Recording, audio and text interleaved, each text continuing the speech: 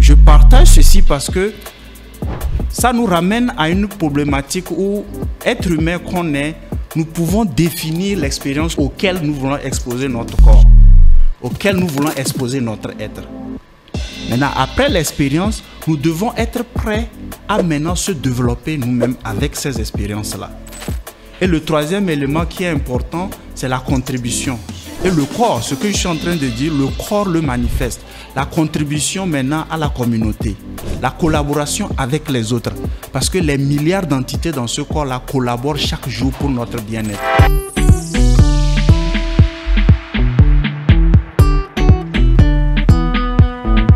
Bonjour à toutes et à tous et bienvenue dans ce nouvel épisode de Clémo Halayo, le podcast qui illumine les parcours des femmes. Aujourd'hui, nous recevons un leader dans le domaine de l'entrepreneuriat qui nous parlera de l'influence de sa mère sur son parcours. Et oui, nous accueillons non seulement des femmes, mais aussi des pères, des maris et d'autres profils masculins pour discuter de l'impact des femmes dans leur vie quotidienne.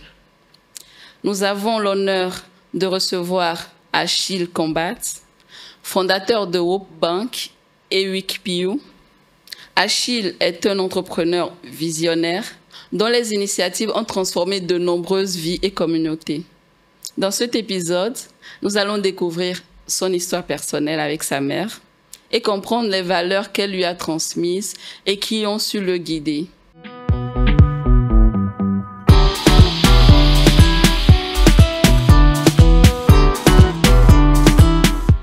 Bonjour Achille. Oui, salut Solim. Bienvenue à toi. Merci.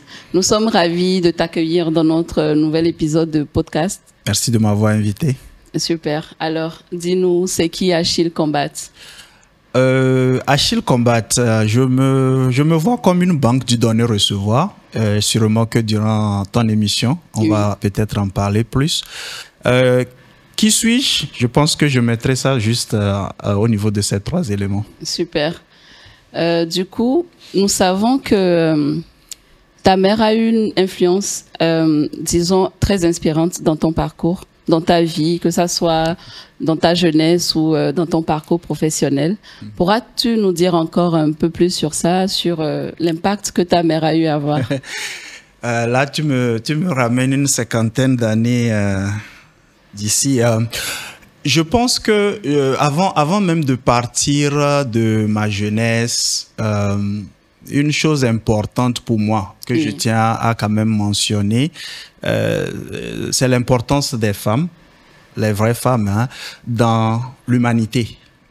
Si nous remarquons, nous tous on est assis ici, vous et moi, beaux et belles, parce que il a fallu l'apport. Je n'aime pas, c'est pas une histoire de moitié-moitié, mais il a fallu l'apport, des femmes comme des hommes pour faire l'être humain que nous sommes.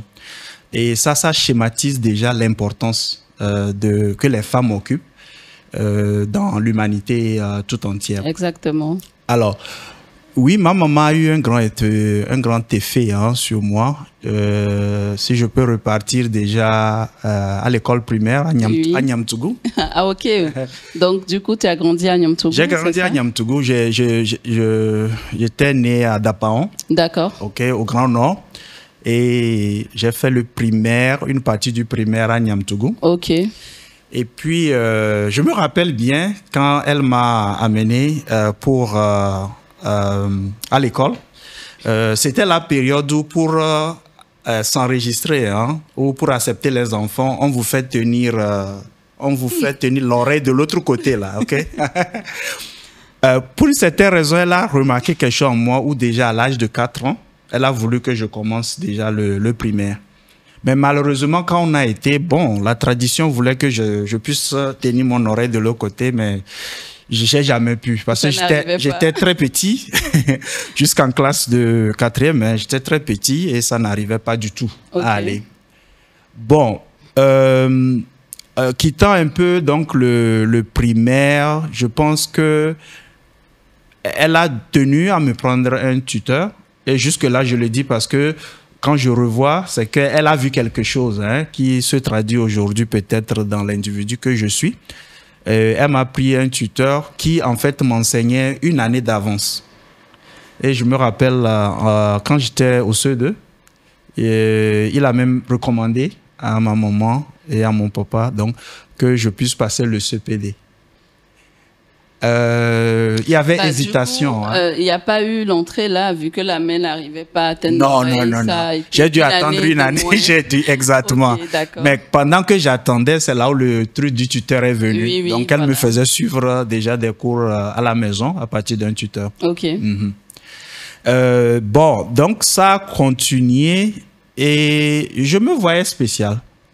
Parce que tout ce qu'elle faisait peut-être était inconscient pour moi. Je n'arrivais pas à comprendre, mais elle m'a donné quand même une place spéciale. Donc elle a su voir en toi le potentiel qu'il y avait. Oui, je pense bien. Comme une mère. Hein. Oui, bien sûr. Et on ne peut pas passer 9 mois au sein de nos mamans et penser quand on sort qu'on est tout puissant, on est tout ce qu'on veut, quoi. Bon, alors, ça a continué et étant le plus âgé, entre 9 ans, 10 ans, peut-être même 8 ans, elle était une secrétaire de bureau, tout simple. Mon papa était plombier et on passait beaucoup de temps ensemble. Quand je finissais l'école à Niamtougou, la préfecture était un peu plus en bas de l'école primaire. Donc, j'allais toujours vers elle.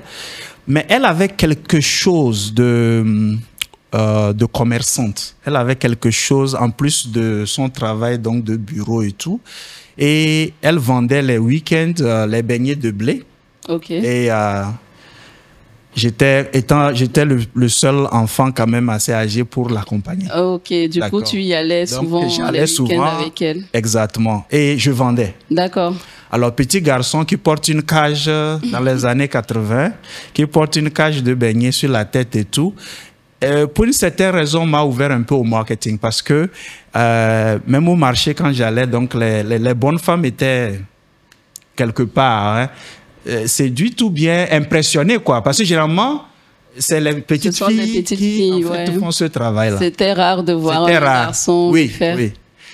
Et elle me disait toujours que je portais chance à son activité, apparemment. Mais moi, je voyais que c'était juste cette perception-là que les clientes qui prenaient les beignets avaient. Parce que c'est plus les femmes au marché qui achetaient, quoi. Je finissais toujours la cage et je reviens.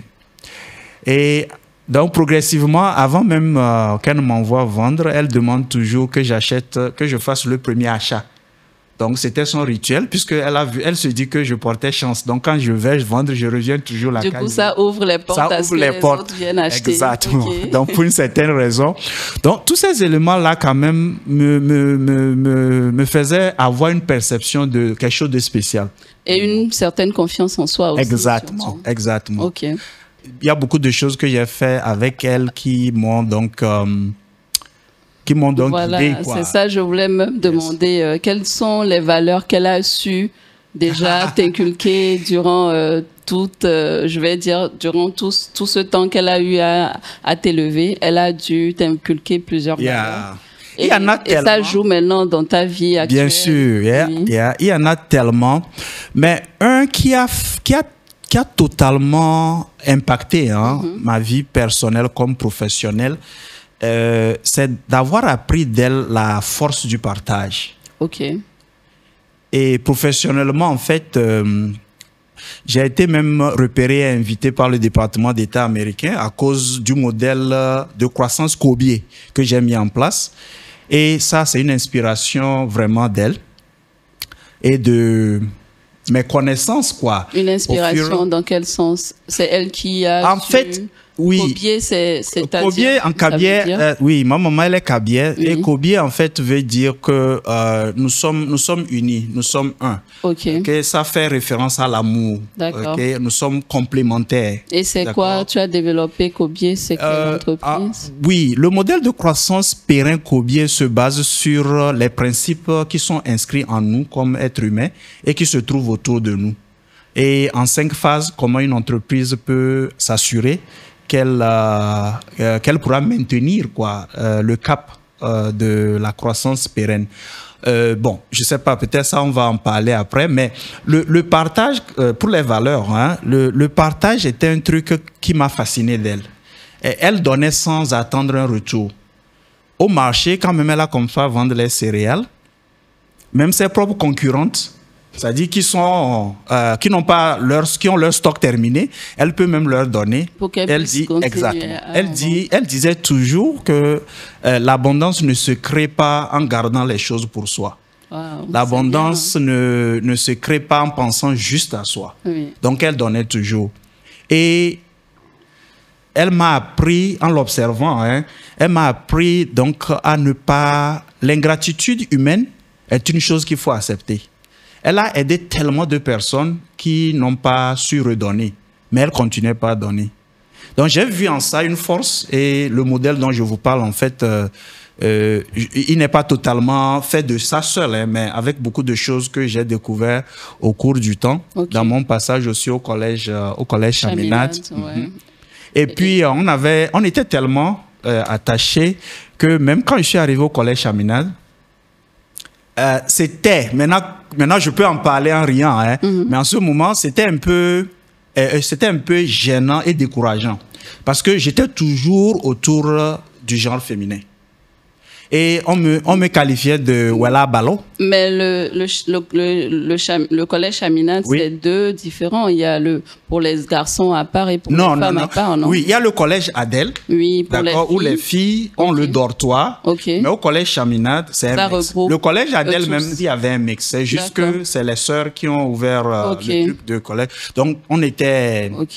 Donc, du coup, tu étais plus avec les femmes. J'étais plus avec les femmes. Filles, oui, les filles. Et bon, la connotation derrière n'était pas ce que moi j'avais comme vision, ou j'avais comme intérêt, parce que je me dis, je suis un garçon, être autour juste des garçons, je comprendrais pas l'autre genre. Mais ça, c'est pas parce que tu as eu à être habitué à être avec ta mère, ça peut peut-être influencer aussi sur toi. Je pense que étant avec elle, parce que j'apprenais tellement, je ne voyais pas ce que je vais apprendre d'autre chez le genre. Oui. Sans pour dire que les hommes n'ont rien à nous prendre. Mon papa a aussi eu son effet, mais les mamans ont quand même un plus. Donc, personne ne peut prendre. Donc, pour rester sur la question de la valeur, le partage, je pense qu'elle m'a guidé, elle m'a inspiré dans ce sens-là. Et aujourd'hui, je parlais tantôt, je me vois comme une banque du donner-recevoir. Parce que je donne toujours et je reçois toujours. C'est ce que vous reflétez à travers votre entreprise aujourd'hui. Exactement. D'accord. Maintenant, dites-nous, quels sont... il y a eu sûrement un conseil vraiment que votre mère vous a donné. Oui. Et qui a su jouer durant le parcours que vous avez eu? Celui qui peut me venir à... Vos questions sont assez intéressantes parce que ça vous fait rejouer, revivre certains trucs. Celui qui peut me revenir actuellement, je ne vais pas dire c'est directement d'elle, peut-être même de son papa qui est mon grand-père. Ok. C'est femme coup de la main, homme coup de la main, femme. Je m'explique. C'est en cabier?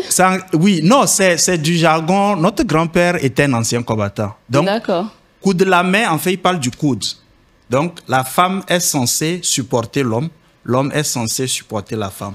Okay. Alors, quand vous regardez les coudes, quand on se donne les coudes, on est plus fort. Ça forme une chaîne. C'est pour ça que j'aime mettre les chaînes, parce que c'est un rappel que tous les maillons sont nécessaires pour former le truc. Oui. Alors, en étant unis, c'est vraiment une force. Exactement. Exactement. Accomplir quelque chose de grandiose. Et c'est un truc que nous pouvons voir aussi. Notre corps, notre bien-être au niveau de notre corps a besoin d'unité. Donc, les milliards de tissus, les milliards d'organes, de cellules, les milliers ou centaines d'organes, d'accord, travaillent en harmonie, d'accord, pour pouvoir nous donner ce bien-être-là. Donc, en tant qu'être humain, nous ne pouvons pas sortir de cette étape micro ou individuelle et maintenant, quand nous passons à l'étape collective, essayer d'oublier ces principes-là. Alors, donc, pour retourner à l'anecdote, je pense que j'avais 10 ans quand j'ai entendu cela. Et moi, ça m'a beaucoup éveillé parce que quand j'étais petit, je suivais beaucoup le dessin animé « Il était une fois la vie ». Ok. Il a aussi joué... Dans quelle année? C'est un peu... Ok, là, ça c'est mon âge, ça. Là, je me retrouvais pas. Non, vous n'allez pas vous retrouver. Et vous pouvez le voir un peu comme les dessins animés avec Alice au pays des merveilles. Mais celui-ci, était spécifique parce qu'il nous faisait vivre, en fait, comment le corps fonctionne. Et moi, mes premières forces subjectives d'inspiration viennent vraiment de ce dessin animé-là. Bien. Alors, par rapport à l'anecdote, d'accord?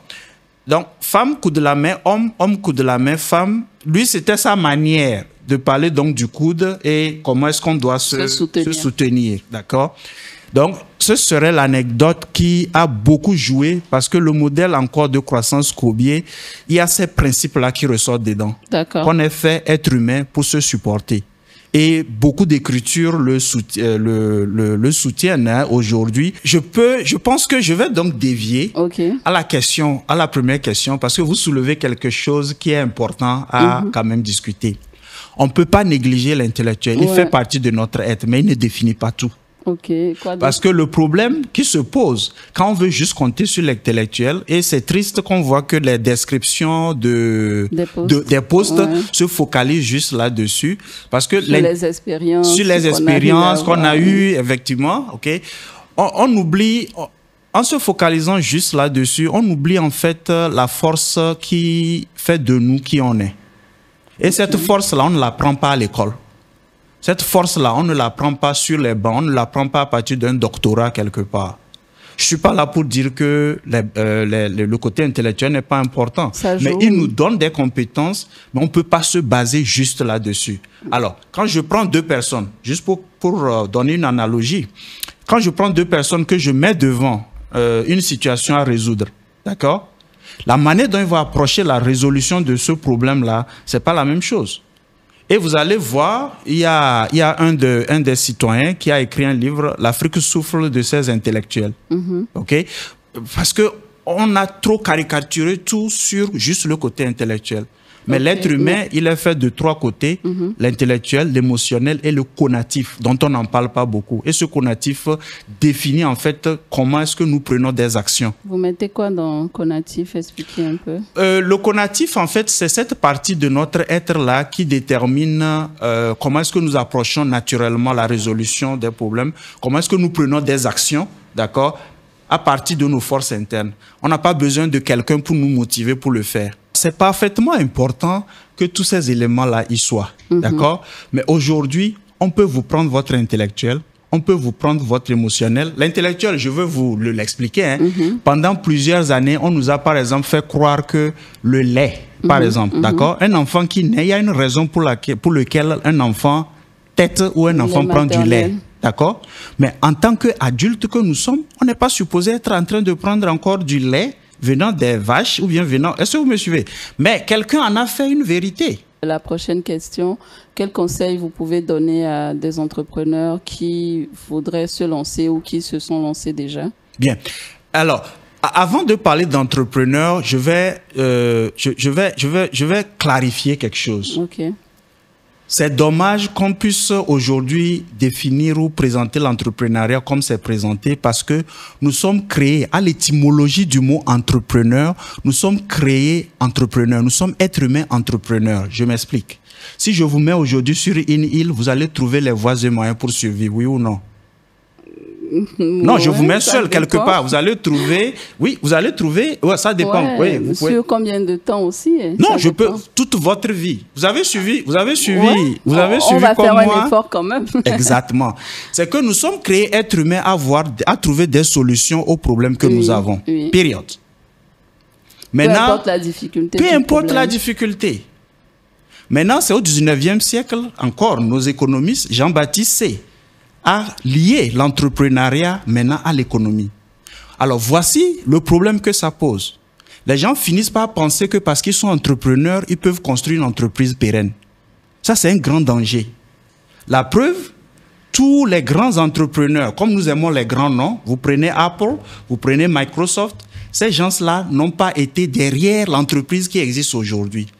Parce qu'ils ont trouvé la solution à un problème communautaire et maintenant, ils ont laissé ceux qui comprennent la science de mettre maintenant une entreprise pérenne derrière de le faire. Vous me suivez? Mais nos générations sont en train d'être nourries par un faux concept de l'entrepreneuriat. Alors, pour rester sur la question que vous m'avez posée, moi, j'inviterai les entrepreneurs à comprendre vraiment le sens de ce mot autour duquel ils sont en train de se mettre. 1. 2.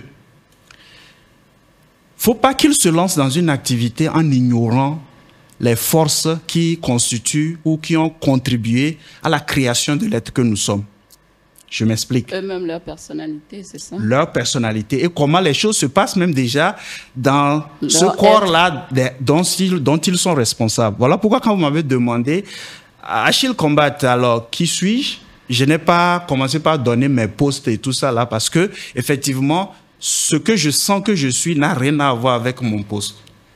Alors, si vous remarquez très bien, et j'espère que ceci peut aider tout entrepreneur au sens où on nous le sert, si vous remarquez très bien, l'être humain, comme nous sommes, tout a commencé, la science le prouve, a commencé avec l'ADN. L'ADN se développe à travers les expériences.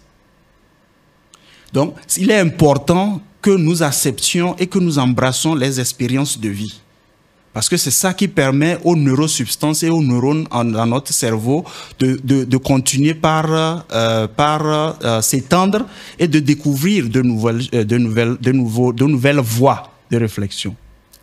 Les expériences sont importantes. Il ne faut pas se lever. Je prends un exemple banal. Aujourd'hui, vous avez plein de développement personnel partout. Des gens qui n'ont même pas l'expérience du truc vont vous donner développement personnel. D'accord? Mais ça s'apprend aussi dans les bouquins. Il y a beaucoup de livres qui en parlent. Je suis parfaitement d'accord. Okay. Mais quand vous apprenez dans un bouquin, votre corps lui-même n'a pas encore vécu l'expérience. Ok. Ceux qui écrivent, c'est parce qu'ils ont eu à vivre l'expérience. Ils ont vécu l'expérience. Vous pouvez me lister tous les livres ou bien les bouquins qu'on me dit que tel l'a inspiré. C'est une chose, ok, de lire un bouquin, mais en parler. Une autre chose de vivre l'expérience elle-même.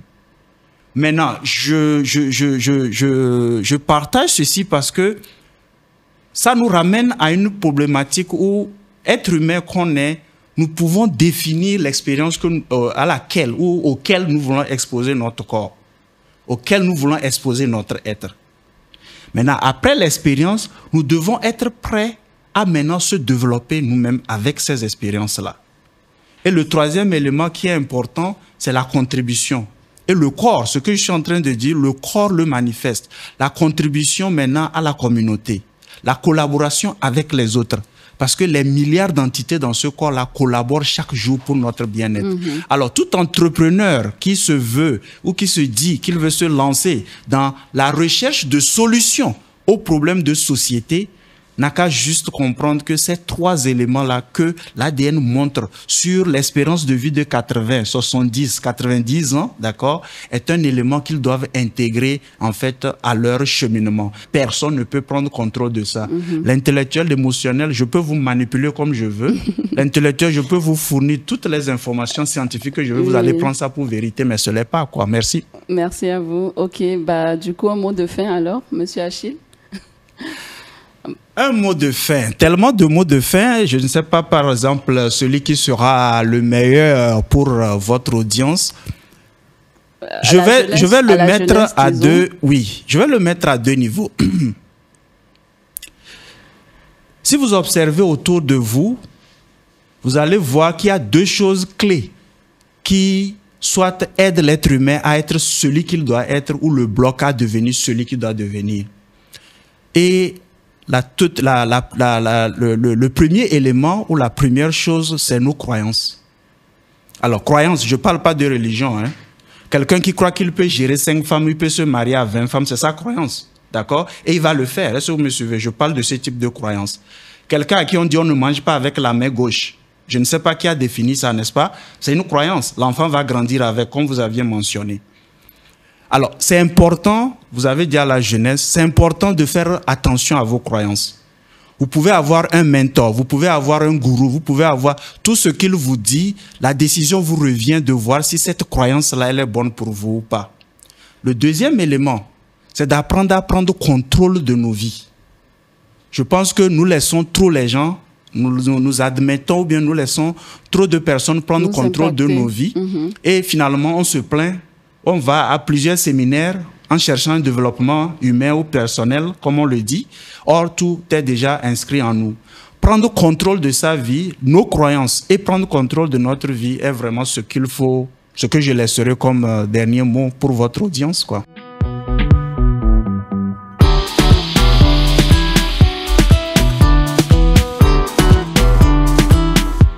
Merci d'avoir écouté cet épisode de Clémou Halayo. Nous espérons que l'histoire d'Achille Combate et son incroyable parcours guidé par l'éducation de sa mère vous ont inspiré tout autant que nous. Si vous appréciez cet épisode, n'hésitez pas à vous abonner, liker et surtout commenter pour ne rater aucun de nos prochains épisodes. Prenez soin de vous et à bientôt. Bye!